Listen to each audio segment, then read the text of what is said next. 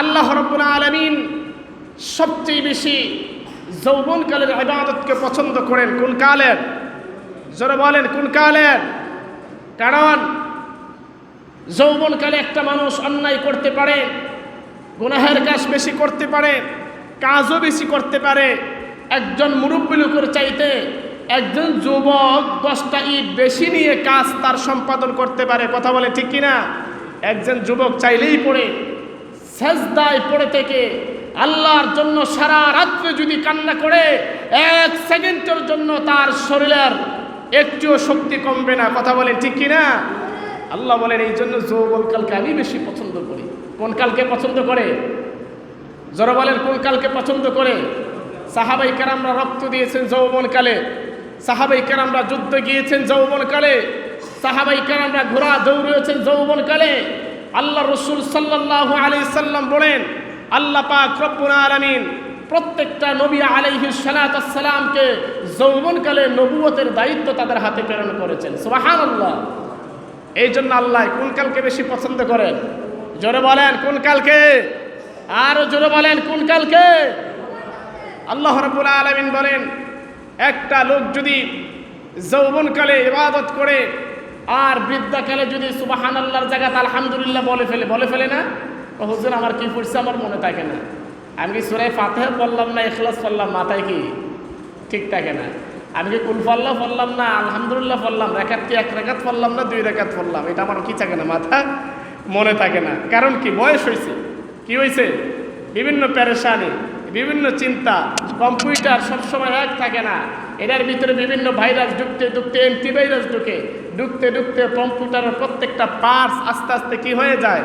Deal হয়ে যায়, আগের মতন কাজ করে না, রিফ্রেশ করা লাগে, বারবার রিফ্রেশ করার পরেও কি করে না? কাজ করে না। আল্লাহ বলেন আমার উম্মতেরও গুনাহ করতে করতে করতে করতে অন্তরটারে এত নাফাক বানাইছে, এখন আর কিচ্ছু মাথায় কি কাজ করে না, মাথায় কি থাকে না। প্রিয় ভাইরা আমার, আল্লাহ পাক রব্বুল আলামিন বলেন, আল্লাহ রাসূল সাল্লাল্লাহু আলাইহি সাল্লাম সূরাতুদ দুহার ভিতরে একটা চমৎকার আলোচনা আপনাদের সামনে আমি প্রেজেন্ট করব। আল্লাহ পাক রব্বুল আলামিনের রাসূল মুহাম্মদুর রাসূলুল্লাহ আমাকে আপনাকে কতটা ভালোবাসতেন।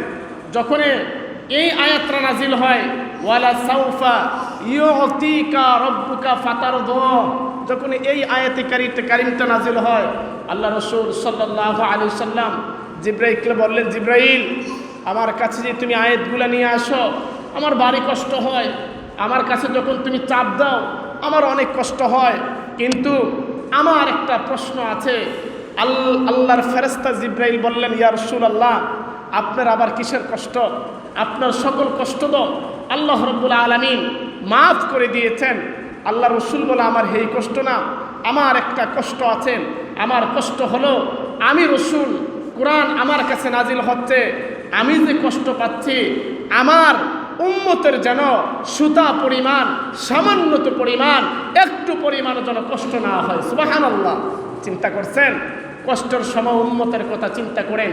আবার রাসূল করিম সাল্লাল্লাহু আলাইহি সাল্লাম যখন পৃথিবী থেকে চলে যাবেন, আজরাইল যখন আল্লাহ রাসূলের কাছে হাজির, আজরাইল বলতেছেন, ইয়া রাসূলুল্লাহ আপনি যদি হুকুম না করেন, আল্লাহ বলেছেন, আপনার বন্ধু বলেছেন, স্বয়ং আমাকে বলে দিয়েছেন, আপনি যদি হুকুম না করেন আপনার রূহ না নিয়ে জন্য আমি আবার চলে যাই। সুবহানাল্লাহ। আপনার রূহ না নিয়ে জন্য কি করি? আমি আবার চলে যাই। আল্লাহ রাসূল বললেন, জিবরাইল চলে যাইও না, আমার একটা প্রশ্ন আছে। আল্লাহ রাসূলকে জিবরাইল বললেন, হুজুর আপনার কিসের প্রশ্ন? বললেন, আমার একটা প্রশ্ন হলো আমি যে আজকে পৃথিবী থেকে চলে যাব, আমার এত কষ্ট হচ্ছে, আমি চাই আমি যাওয়ার পরে আমার এই এতিম উম্মতদেরকে দেখাশোনা করে কে রাখবো, এই প্রশ্নের জবাব আমাকে দেওয়ার পরে তারপর আমার রুটা কবজ করিও। সুবহানাল্লাহ। চিন্তা করে কি বললেন? আমার এতিম উম্মতদেরকে দেখাশোনা করে কে রাখবো। হযরত জিবরাইল আলাইহিস সালাতু ওয়াস সালাম আল্লাহর কাছে আবার গেলেন, গিয়ে বললেন, আল্লাহ আপনার হাবিব আপনার দোস্ত আজকে একটা প্রশ্ন আমার কাছে ছুড়ে দিয়েছেন। প্রশ্নটা খুবই কষ্টকর, স্পর্শকাতর প্রশ্ন। আল্লাহ তো জানে সব কিছু, কথা বলেন ঠিক কিনা? আল্লাহ জানে কি জানে না? আল্লাহর রসুলের, আল্লাহর পয়গম্বরের বন্ধুর অন্তরে কি আছে আল্লাহ জানে কি জানে না? আল্লাহ বলেন আমি সব জানি, জানার পরও আমি আবার জিব্রাইল যখন আমার কাছে গিয়ে বললেন আল্লাহ তোমার হাবিব একটা প্রশ্ন দিয়েছেন, আল্লাহ বলেন জিব্রাইল বলো প্রশ্ন কি? প্রশ্নটা হলো আল্লাহ রসুল বলেছেন বিশ্ব নবী জনাবে মুহাম্মদুর রাসূলুল্লাহ সাল্লাল্লাহু আলাইহি সাল্লাম যদি পৃথিবী থেকে চলে যায়, তিনি চিন্তায় আছেন, পেরেশানিতে আছেন, তিনি বলেছেন তার এতিম উম্মতগুলোকে কে দেখাশোনা করে রাখবেন। এর সঠিক উত্তর যদি আপনি দেন, তারপরে মুহাম্মদুর রাসূলুল্লাহ পৃথিবী ছেড়ে আপনার জগতে চলে আসবে। সুবহানাল্লাহ। মৃত্যুর সময় উম্মতদেরকে এক সেকেন্ডও ভুলেন নাই।